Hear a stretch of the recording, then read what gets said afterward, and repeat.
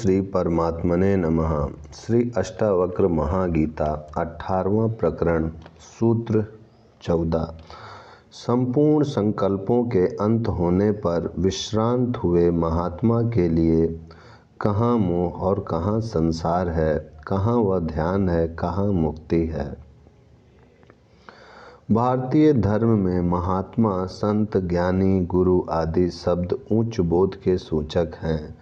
महात्मा वह है जिसके चित्त की समस्त वृत्तियां शांत हो गई हैं, एवं सभी प्रकार के संकल्पों का जिसके चित्त में अंत हो गया है तथा केवल उस चैतन्य आत्मा में विश्राम कर स्थित है, जिसके संकल्प शेष हैं, कुछ करने की वासना है, जिसमें स्वर्ग और मोक्ष की भी कामना है, जो अच्छे बुरे में भेद करता है, जिसे जीव, ब्रह्म और सृष्टि में भिन्नता दिखाई देती है, वह न ज्ञानी है न महात्मा।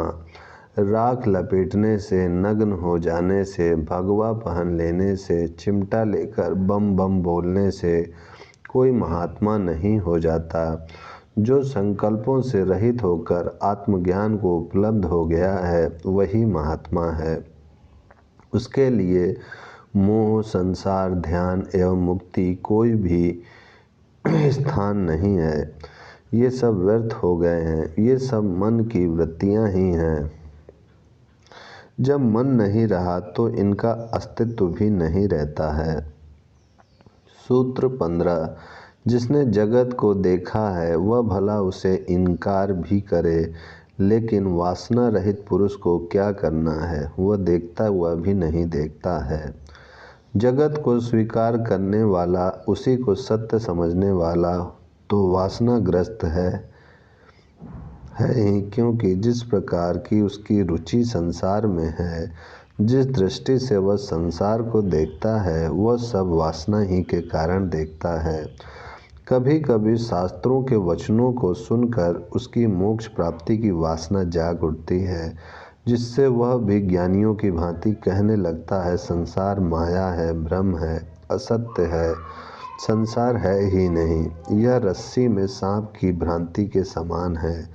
किंतु उसने ऐसा जाना नहीं जैसा ज्ञानी ने जाना है, इसलिए उसका संसार को इनकार करना भी झूठ है, पाखंड है, वासना मात्र ही है, क्योंकि मोक्ष की वासना पूर्ति हेतु वह इसे इनकार कर रहा है, संसार से भाग रहा है, हिमालय जा रहा है। इसलिए अष्टावक्र कहते हैं कि ज्ञानी इससे भिन्न स्थिति वाला है, क्योंकि वह वासना रहित हो चुका है। वह इस संसार को देखता हुआ भी नहीं देखता है, क्योंकि उसे वह निर्मूल ज्ञात नहीं होने लगा है। वह नित्य आत्मा को ही सर्वत्र देखता है, संसार को नहीं देखता। सूत्र 16। जिसने पर ब्रह्म को देखा है वह भला मैं ब्रह्म हूँ का चिंतन भी करे, लेकिन जो निश्चिंत होकर दूसरा कोई नहीं देखता, वह क्या चिंतन करे।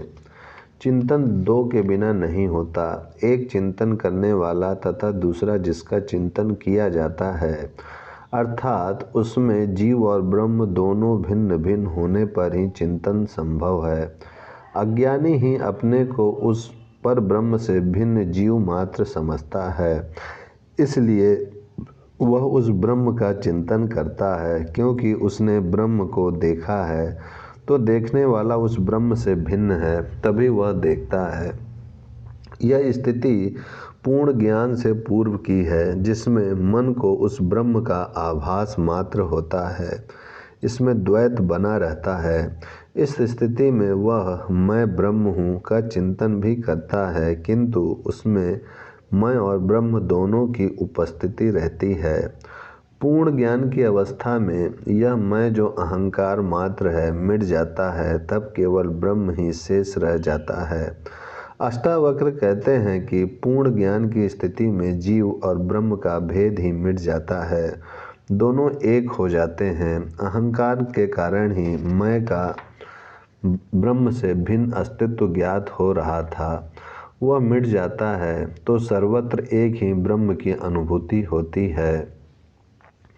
फिर कौन किसका चिंतन करे। ज्ञान की यही चरम स्थिति अद्वैत की है, जिसका अनुभव कुछ ही उच्च कोटि के ज्ञानियों को हुआ है। जिन्होंने अहंकार बचा लिया, उन्हें मैं से भिन्न ब्रह्म की अनुभूति हुई। सूत्र 17। जो आत्मा में विक्षेप देखता है, वह भला चित्त का निरोध करे, लेकिन विक्षेप मुक्त उदार पुरुष साध्य के अभाव में क्या करे। हर प्राणी के भीतर जो चेतना है, वही उसकी आत्मा है। इस चेतना शक्ति के कारण ही मन, शरीर, इंद्रियां आदि सक्रिय होती हैं, अपने अपने गुण धर्म के अनुसार कार्य करती हैं। यही चेतना शक्ति आत्मा है, यही ब्रह्म है, यही ईश्वर व परमात्मा है। किंतु यह आत्मा सूक्ष्म है एवं शक्ति स्वरूपा है, इसलिए इसका प्रत्यक्ष दर्शन नहीं होता। चित्त में वासनाएं हैं, जिनसे विभिन्न प्रकार के विचारों की तरंगें उठती हैं। इन तरंगों के कारण आत्मा का अनुभव प्रत्यक्ष रूप से सभी को नहीं होता। चित्त में विभिन्न प्रकार की वृत्तियां हैं, जिनसे आत्मा का बिंब स्पष्ट नहीं दिखाई देता। योग का सिद्धांत है कि यदि इन चित्त की वृत्तियों का निरोध कर दिया जाए तो आत्मा का अनुभव हो सकता है। इसलिए योगी आत्मज्ञान के लिए इनका निरोध करते हैं। यह निरोध साधना की अवस्था है। अष्टावक्र कहते हैं कि चित्त का निरोध तभी किया जाता है जबकि आत्मा में विक्षेप दिखाई दे, किंतु जिस पुरुष को आत्मज्ञान हो चुका है, जिसका चित्त शांत एवं विक्षेप रहित हो गया है, जिसमें साध्य अर्थात चित्त का ही अभाव हो गया है, वह भला क्या करे। तात्पर्य है कि आत्मज्ञान की स्थिति में केवल आत्मा ही शेष रहती है। चित्त, मन, शरीर, संसार आदि के विक्षेप ही समाप्त हो जाते हैं। फिर किसका निरोध किया जाए। चित्त आत्मा का विक्षेप ही है। जब तक चित्त है तब तक उसका निरोध करने को कहा जाता है। उसमें साधन, साध्य और साधक तीन रहते हैं। ज्ञान उपलब्ध होने पर, चित्त न रहने पर साधना व्यर्थ हो जाती है। ओम शांति शांति शांति।